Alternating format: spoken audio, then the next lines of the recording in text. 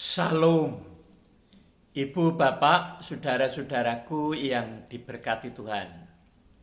Salam sehat, seger waras dari Romo Alexius.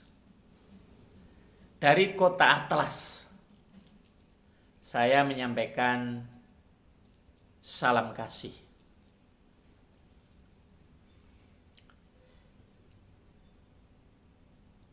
Bahasan religi yang hendak saya sampaikan malam hari ini bertema Nabi Yesus dari Nazaret. Itu tertulis di dalam Matius pasal yang ke-21 ayat yang ke-11. Bapak, Ibu, saudara-saudara,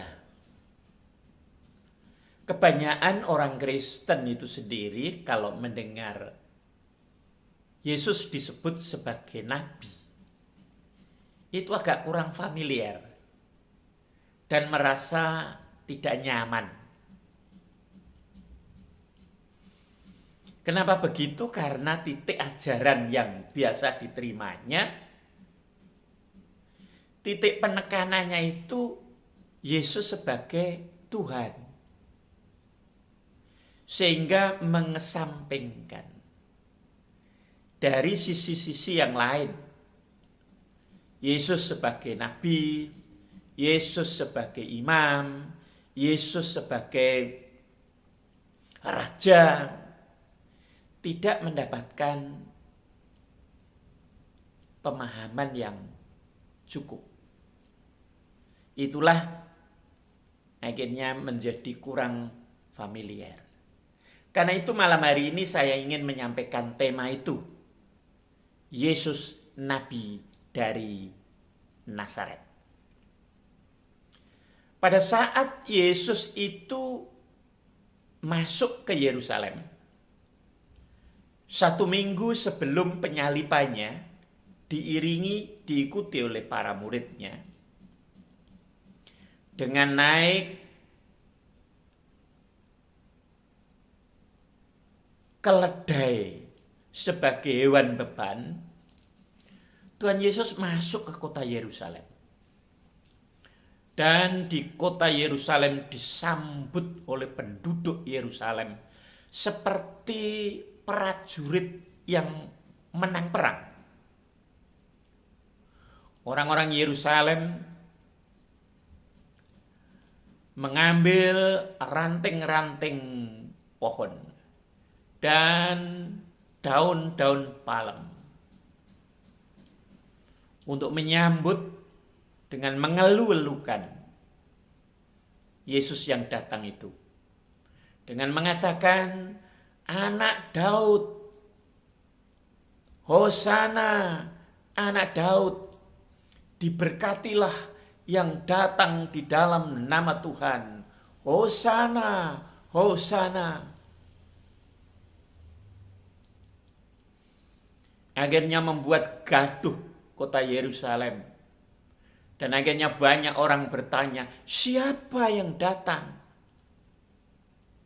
Dan orang banyak itu menyatakan, Yesus Nabi dari Nazaret. Itulah yang tertulis di dalam Matius pasal 11 ayat yang Matius pasal 21 ayat yang ke-11. Ibu, Bapak, saudara-saudara, kita harus memahami dan mengerti dengan jelas apa perbedaan kenabian Yesus dengan nabi-nabi yang sebelumnya. Oleh karena itu, saya ingin sampaikan tema ini. Pemahaman mengenai nabi secara umum adalah seseorang yang menerima firman Allah, kemudian diajarkan kepada khalayak ramai, kepada orang-orang lain, dan itu dinyatakan sebagai kebenaran yang dari Allah. Itulah pengertian secara umum tentang nabi. Tetapi saudara-saudara, kenabian Yesus berbeda. Yesus itu sendiri adalah firman-Nya Allah, yang di dalam kegenapan waktu menjelma menjadi manusia, namanya Yesus Kristus. Bisa kita baca dari Yohanes 1 ayat yang ke-14. Karena Yesus itu sebenarnya dan kesejatiannya adalah sebagai firman Allah, karena itu ajaran Yesus berfokus pada dirinya.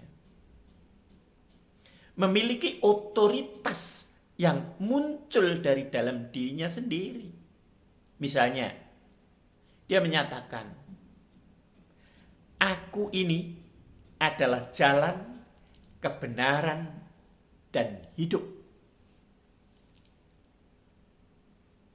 Dan pada saat berhadapan-hadapan dengan orang yang takut akan kematian, Yesus mengatakan, "Aku ini kebangkitan dan hidup."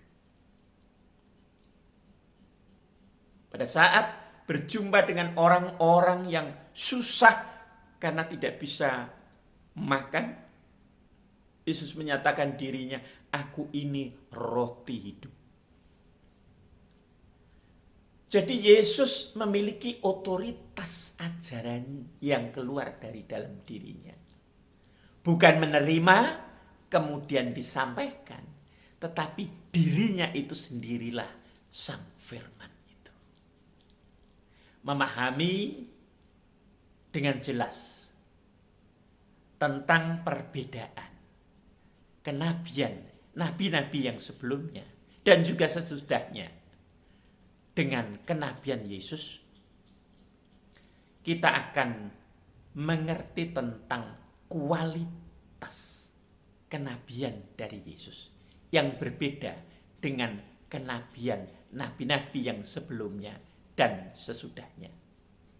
Karena itu kalau disebut nabi, Yesus itu adalah gegeduknya para nabi. Yesus itu adalah kepenuhan daripada kenabian. Dan Yesus itu adalah nabi pamungkas. Ibu, bapak, saudara-saudara, mari kita memahami kenabian Yesus sehingga semakin memperteguh, memperkokoh keyakinan kita kepada Dia. Karena itu Sang Kristus menyatakan, "Aku ini jalan, kebenaran, dan hidup. Tidak ada seorang pun yang datang kepada Bapa jikalau tidak melalui aku." Karena semuanya itu jadi melalui firman. Dan kita akan kembali melalui firman itu.